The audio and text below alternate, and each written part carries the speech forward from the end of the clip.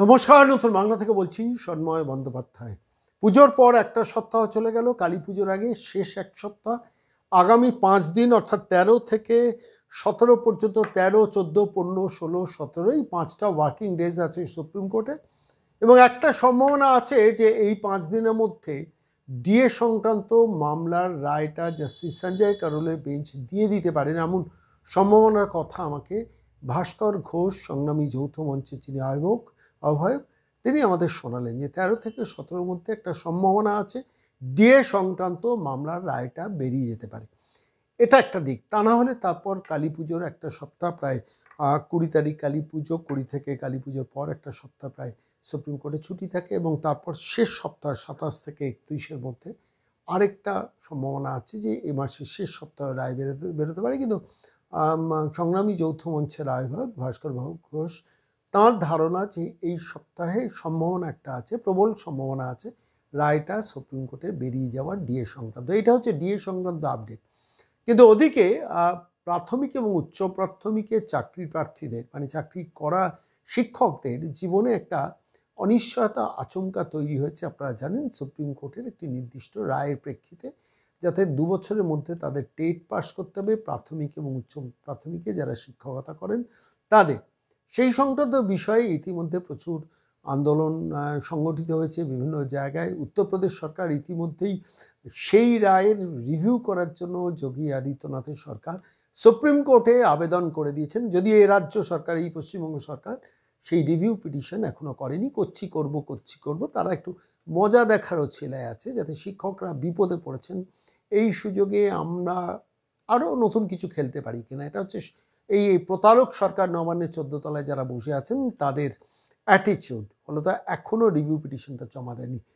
প্রথমে তামিলনাড়ু সরকারের ভূমিকা ঠিক ছিল না, পরবর্তীকালে তামিলনাড়ু সরকারও যা খবর পেয়েছি রিভিউর জন্য আবেদন করেছেন। এদিকে আরও কিছু ডেভেলপমেন্ট হয়েছে। এই শিক্ষকদের প্রাথমিক এবং উচ্চ প্রাথমিকে যাদের টেট দিতে হবে ম্যান্ডেটারি বলে সুপ্রিম কোর্টে একটা রায় বেরিয়েছে, সেইখানে দাঁড়িয়ে সরাসরি শুভেন্দু অধিকারী ইতিমধ্যে কথা বলেছেন এ রাজ্যের শিক্ষা প্রতিমন্ত্রী ডক্টর সুকান্ত মজুমদারের সঙ্গে, এবং কথা বলেছেন ধর্মেন্দ্র প্রধানের সঙ্গে, যিনি শিক্ষামন্ত্রী ভারত সরকারের।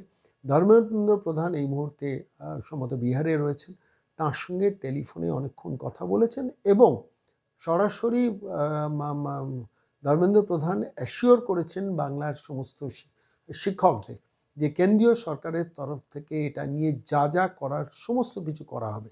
সেই অ্যাসিওরেন্সটা দিয়েছেন শুভেন্দু অধিকারীর মারফতে সরাসরি এ রাজ্যের শিক্ষকদের। আমি আজকের এই প্রতিবেদনে আমি দুটো বক্তব্য শোনাবো। প্রথমে শুভেন্দু অধিকারীর বক্তব্য শোনাবো, যেখানে তিনি পরিষ্কারভাবে বলেছেন যে ধর্মেন্দ্র প্রধানের সঙ্গে আমার এই নিয়ে বিস্তৃতভাবে কথা হয়েছে, এবং তিনি কথা দিয়েছেন কেন্দ্রীয় সরকারের তরফ থেকে যা করণীয় সমস্ত কিছু করার জন্য সুপ্রিম কোর্টে এগোনো হবে। এটা একটা দিক। সেই বক্তব্যটা আগে শোনাবো, এবং তারপর কোন পথে এগোচ্ছেন সংগ্রামী যৌথ মঞ্চ নয়, উস্থি প্রাইমারি টিচার্স অ্যাসোসিয়েশনের যে সংগঠনের পক্ষ থেকে এই লড়াইটা আপাতত সংগঠিত করা হচ্ছে।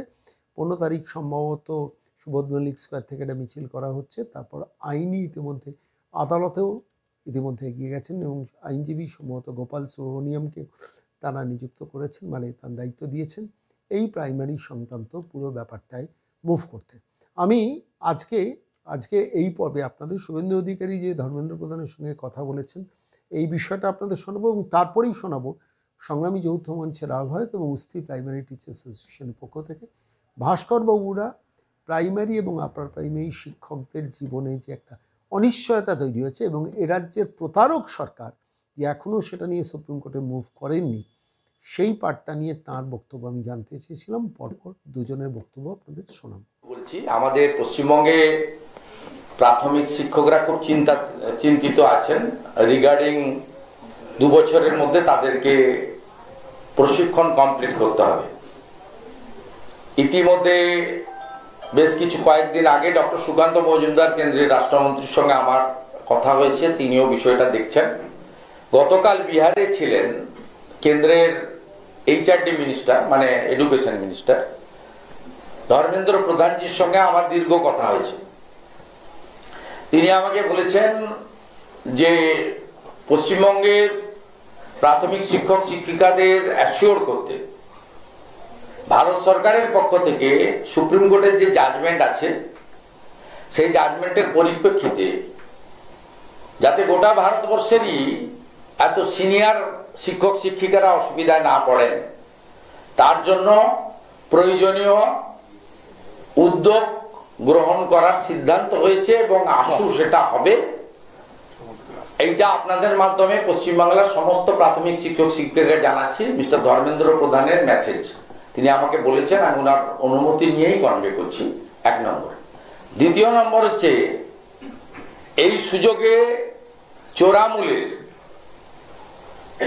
দুর্নীতিগ্রস্ত চোর কিছু শিক্ষক নেতা 2000 থেকে 5000 টাকা শিক্ষকদের কাছ থেকে চাইছেন আইনি লড়াই করার জন্য। আমি হাফ বেতন পাচ্ছেন শিক্ষকরা, 40% ডিএর গ্যাপ, 7th পে কমিশন হয়নি, 8th পে কমিশন তো প্রশ্নই নেই। নমস্কার, সন্ময় বলছি। হ্যাঁ দাদা নমস্কার। হ্যাঁ, পুজোর পর একটা সপ্তাহ চলে গেল, 11 তারিখ চলে গেল।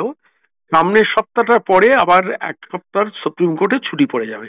ডিএ সংক্রান্ত কোনো আপডেট এখনো নেই তো এই মুহূর্তে? আপাতত তো নেই, তবে আশা করছি যে এই মাসের মধ্যেই রায় হবে এবং সেটা হয়তো মানে কালী পুজোর আগেও হতে পারে আর কি। কালী পুজোর আগেও হওয়ার একটা সম্ভাবনা আছে বলছেন? হ্যাঁ আছে আছে আচ্ছা। আমাদের মানে আমাদের যে লয়ারদের টিম আছে তাদের বক্তব্য অন্তত সেরকমই। মানে 13 থেকে 17 মধ্যে, সামনের সপ্তাহ তো 5 দিন বাকি, 13, 14, 15, 16, 17। তারপরে সপ্তাহতেই কালী পুজো, দিওয়ালি, ছট পুজো এগুলো পড়ে যাচ্ছে এবং সুপ্রিম কোর্ট 5-6 দিনের ছুটি পড়ছে। আপনি আশা করছেন যে কালী পুজোর আগেও রায়টা বেরিয়ে যেতে পারে ডিএ সংক্রান্ত? হ্যাঁ বেরোতে পারে। আচ্ছা, দ্বিতীয় প্রশ্ন আপনার কাছে, আমি এই স্কুল শিক্ষকদের টেট পরীক্ষা দিতে হবে সেটা নিয়ে প্রচুর আলোড়ন হচ্ছে এবং এই রাজ্যে প্রতারক সরকার যারা মসনদে বসে রয়েছেন সেটা নিয়ে খেলারও চেষ্টা করছেন। তার প্রেক্ষিতে দাঁড়িয়ে আমি গতকাল শুনছিলাম শুভেন্দুবাবু প্রেসের সামনে বলেছেন যে উনি ধর্মেন্দ্র প্রধান এবং সুকান্ত মজুমদার দুজনের সঙ্গে কথা বলেছেন কেন্দ্রীয় সরকারকে এই পুরো বিষয়টা নিয়ে হস্তক্ষেপ করার জন্য এবং আইনি প্রসেসের মধ্যে ঢোকার জন্য। যা যা বলেছেন আমি সেটা শুনি, আমি আপনার কাছে শোনাবো, কিন্তু আমি আপনার কাছে জানতে চাইছি যে আপনারা উস্তি প্রাইমারি টিচার্স অ্যাসোসিয়েশনের পক্ষ থেকে এই সংক্রান্ত ব্যাপারে একটা পরিকল্পনা করছেন, একটু দর্শকদের জন্য যদি বলেন। হ্যাঁ আপাতত মানে যেহেতু দেখুন মানে সংগ্রামী যৌথ মঞ্চের মধ্যে সব পৃথক পৃথক আইডেন্টিটি নিয়ে আছে, সেই জন্য মানে আপাতত প্রাথমিকদের বিষয়টাকে নিয়ে উস্তি এগোচ্ছে। আমরা সংগ্রামী যৌথ মঞ্চ থেকে এটাকে নিয়ে আলোচনা চলছে, সেটা হয়তো মানে সমগ্র বিষয়টাকে নিয়েও হয়তো সংগ্রামী যৌথ মঞ্চ আবার এটাতে মানে ঢুকবে আর কি, সেভাবে প্রচেষ্টা চলছে, মানে সেই সম্ভাবনার কথাটাও বলে রাখি। সুতরাং প্রথম থেকে 8ম শ্রেণী পর্যন্ত ছাত্রছাত্রীদের পাঠদানের কাজে পশ্চিমবঙ্গে যেসব মাননীয় প্রাথমিক শিক্ষক এবং উচ্চ প্রাথমিকের শিক্ষকরা আছেন নিযুক্ত, তাদের সকলের জন্যই আমরা ইন্টিগ্রেটেডলি লড়াইয়ের জন্য ভাবছি। আপাতত আইনি লড়াইয়ের জন্য আমাদের উস্তি ইউনাইটেড প্রাইমারি টিচার্স ওয়েলফেয়ার অ্যাসোসিয়েশনের নেতৃত্বে কিছু ব্যক্তিগত পিটিশনার নিয়ে আমরা, আমাদের নেতৃত্ব তাদেরকে নিয়ে আমরা একটা রিভিউ পিটিশন করেছি। সংগঠনকে এখনই যুক্ত করিনি, সেটা আমাদের গোপাল সুব্রমণিয়ামজি সেরকমই নির্দেশ দিয়েছিলেন বলেই আমরা এখনো সংগঠনের নামে কোনো পিটিশন এখনো পর্যন্ত করিনি। সেটা গেল একটা দিক। আর দ্বিতীয় হচ্ছে যে আমরা যেমন আইনি লড়াইয়ের দিকে যাচ্ছি এবং আমাদের আইনি লড়াইয়ে এই মামলাতে গোপাল সুব্রমণিয়ামজিকে আমরা অলরেডি করেছি, তার সাথে একটা কনফারেন্স হয়েছে এবং তাকে নিয়েই আমরা এই মামলাতে নামছি আর কি। আর দ্বিতীয় হচ্ছে আইনি মানে রাস্তার লড়াইয়ের জায়গায় যাওয়া। আগামী 15 তারিখ আমরা সুবোধ মল্লিক স্কোয়ার থেকে রানী রাসমণি রোড পর্যন্ত একটা মিছিলের ডাক দিয়েছি এবং সেখান থেকে প্রাথমিক শিক্ষা পর্ষদ ও রাজ্যপালের কাছে ডেপুটেশনের দিন ঠিক করা হয়েছে। আমরা এর মাঝখানে কেন্দ্রীয় শিক্ষা প্রতিমন্ত্রী মাননীয় সুকান্ত মজুমদারের কাছেও আমরা ডেপুটেশন দিয়েছিলাম। ওনাকে বলেছি যে এই বিষয়টা নিয়ে কেন্দ্রীয় সরকার চুপচাপ থাকতে পারে না, তারা ব্যবস্থা করুক। আমরা এখনই অর্ডিন্যান্স নিয়ে আসার কথা বলছি না, কারণ অর্ডিন্যান্স নিয়ে আসার জন্য প্রচুর সময় আছে। তারা বরং যেটা চেষ্টা করুক যে আইনি পথেই এই ব্যাপারটাকে ঠিক করার। সেখানে এই মামলা চলাকালীন সময়ে এনসিটি একটা মানে ভুল সাবমিশনও দিয়েছিল, সেই সাবমিশনটাকে তারা ঠিক করুক এবং কেন্দ্র সরকার নিজের বক্তব্য খুব ক্যাটাগরিক্যালি পরিষ্কার করুক, যেখানে যে মানে মিনিমাম কোয়ালিফিকেশনের মধ্যে টেটটাকে ধরা হয় না এবং সেটা যখন থেকে আইন চালু হয়েছে তার পরবর্তী ক্ষেত্রে নিযুক্ত প্রাথমিক এবং উচ্চ প্রাথমিকের শিক্ষক শিক্ষিকাদের জন্য সেটা লাগু আছে। কিন্তু সরকার কোনো সময়ই টেটটাকে পুরাতন শিক্ষকদের জন্য ম্যান্ডেটরি কিন্তু করেনি। যখন ডিগ্রি এনহ্যান্সমেন্টের বিষয়টা এলো সারা দেশ জুড়েই সরকারি বেসরকারি সমস্ত শিক্ষা প্রতিষ্ঠানের সমস্ত শিক্ষকদেরকেই কিন্তু মানে ট্রেনিংটা, শিক্ষকদের জন্য যে নির্দিষ্ট ক্যাটাগরির শিক্ষকদের জন্য যে ট্রেনিং আছে সেই সংশ্লিষ্ট ট্রেনিংগুলোকে কিন্তু ম্যান্ডেটরিলি করিয়ে নেওয়া হয়েছিল। ডেটটা যদি মিনিমাম কোয়ালিফিকেশনের মধ্যে থাকতো তাহলে তো কেন্দ্রীয় সরকার তো তাহলে এটাকে করিয়েই নিত।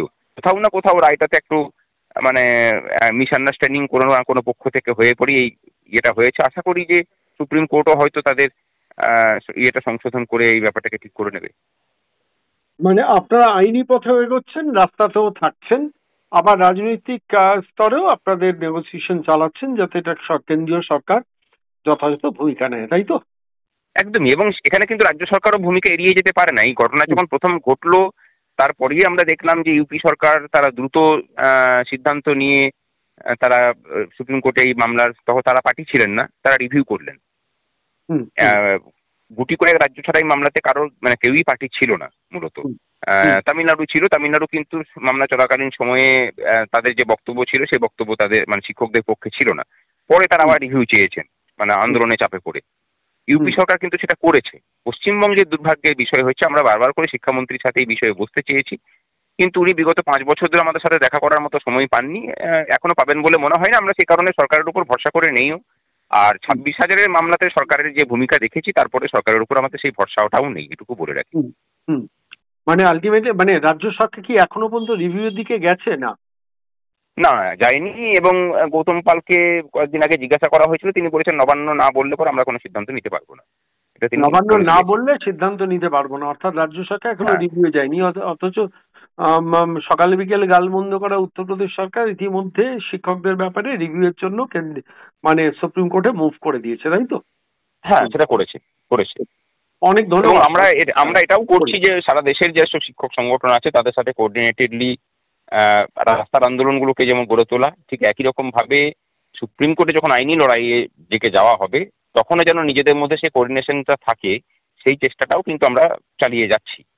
এবং সকলের জন্যই হচ্ছে আপনাদের মাধ্যমে সকল শিক্ষক শিক্ষিকা তিনি যেই হন না কেন আমরা আহ্বান জানাচ্ছি যে আসুন পথে নামি, একসাথেই পথে নামি। সারা দেশ জুড়ে একসাথেই পথে নামছে।